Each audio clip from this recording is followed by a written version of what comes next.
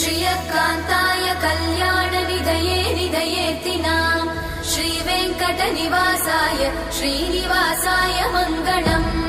लक्ष्मी सविभ्रमालोकसुभ्रूविभ्रमचक्षुषे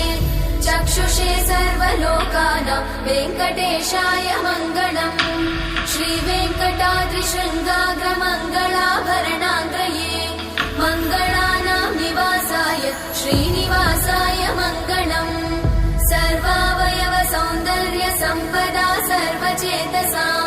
सदा सम्मोहनायास्तु वेङ्कटेशाय मङ्गलम्